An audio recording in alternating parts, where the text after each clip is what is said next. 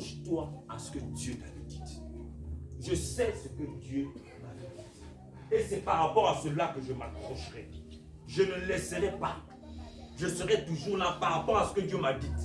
Qu'on me critique, qu'on m'insulte, qu'on en parle mal, qu'on fasse des réunions, des assemblées, des réunions de famille, des réunions sorcelleries, des réunions sataniques, des réunions occultistes, des réunions démoniaques, des réunions là où Satan et ses petits démons Satan sont là-bas. Frère, je ne m'arrêterai pas. Je vais avancer par rapport à ce que Dieu m'avait dit. Amen. Parce que je sais que Dieu n'est pas un homme pour mentir. Jusqu'à ce que tu quittes la première saison pour aller vers la deuxième saison. Pour quitter la deuxième, parce que ce n'est pas final.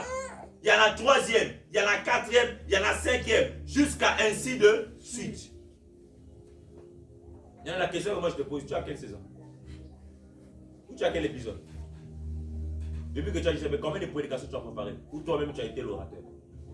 Tu n'as pas prêché, tu as préparé un thème à toi, de l'Esprit de Dieu. Tu as parlé avec le Saint-Esprit, ça fait combien?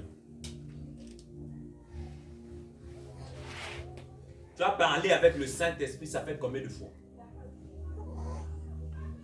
Depuis que tu es converti, tu vas gagner la langue. Quand on te demande, tu as rêvé, ça déjà. Toi, quand tu rêves, on te suit. Il y a même des chrétiens. Comment quelqu'un peut dormir 72 heures sans faire un rêve? Pas de songe. Oh! Moi, le Saint-Esprit me demande, il me demande même d'aller dormir. Parfois, il m'importune quand je suis vraiment chargé, j'ai du mal à me connecter au ciel. Il importune, va même te reposer. Quand tu te reposes là, c'est là où il vient, il te prend, allez, vous allez au conseil céleste. Et il te dit des choses.